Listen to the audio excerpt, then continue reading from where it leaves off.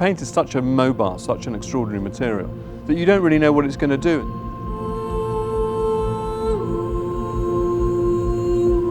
You're kind of managing accidents, and those accidents are really exciting. You don't know what they're going to be.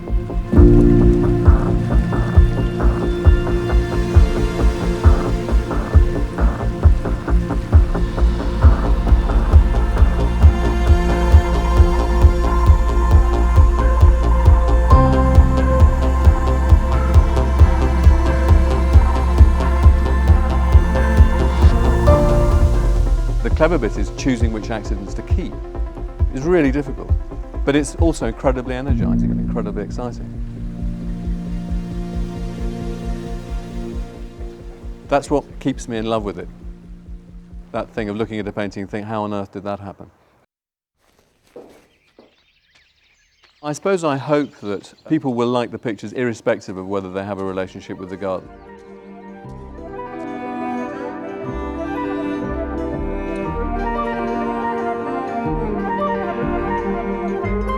When we moved here, I came here and this is the gentle edge of Cotswolds rolling landscape.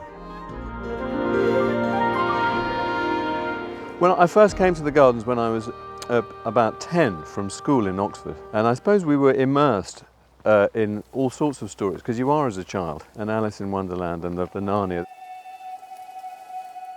The garden has its set pieces, but actually it really works as a journey. You find, rather like Alice in Wonderland, a kind of a gap or a hole or an entrance that you walk through and then start on the next chapter in the story. You sort of feel as though you might be moving from one world to another. I think the natural quality of the gardens, the way that you feel they've always been here, is one of the things that's really seductive about it.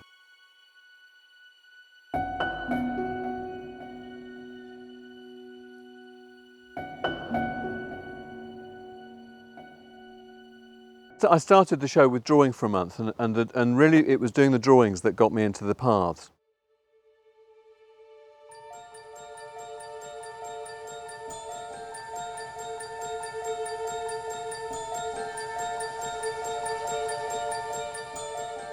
But everything starts outside, and always working on smaller studies really, nothing too big. And then from the smaller pictures come bigger pictures, and they tend to happen in the studio.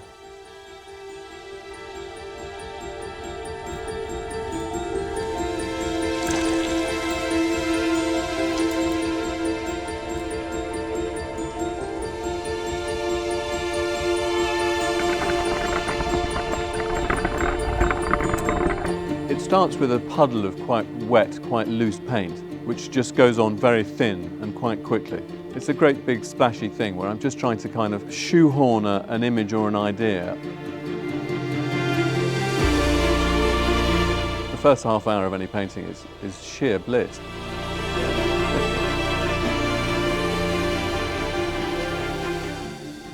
I don't know quite what it is that makes me realise that a small painting might make a bigger painting. I think it's usually to do with the design. There's always a battle then, trying to get it to sort of hold together and work. And that's quite kind of messy and brutal. It's the most exciting bit of a painting.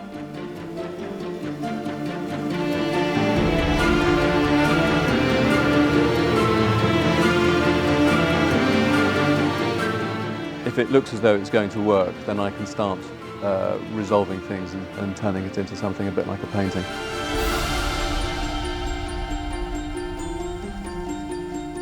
I think the difficult bit is the ending. I mean, you know, you never finish a picture, you just decide to stop.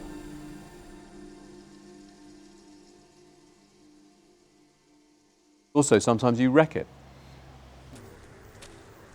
It's funny that, I mean, I suppose the kind of necessary crisis in making things, which, you know, if you're making a painting, quite often you have a moment when you just think it's all going really badly and you want to just scrape all the paint off and, you know, burst into tears.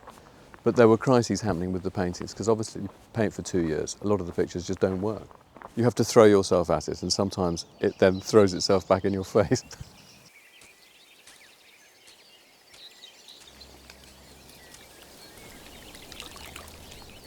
Quite often the best pictures are the ones where you kind of push your way through that crisis.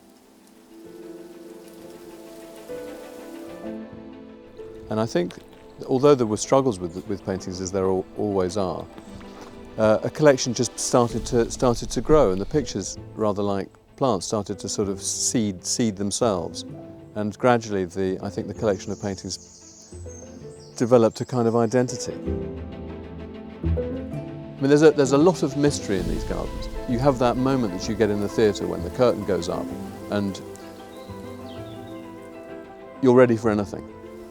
And that happens again and again, and it doesn't stop. After 25 years, it's happening as frequently now as it did when I first came here as a 10-year-old. The magic of the place is something I'd like to communicate, and so if people felt that they'd had a taste of that magic, that would be nice.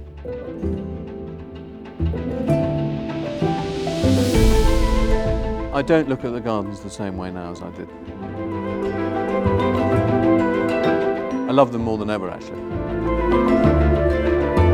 I think in a way, it feels a little bit like a sort of dream. You know how you dream about things that are familiar, but somehow the dream makes them seem as though they were part of some other reality, some other life.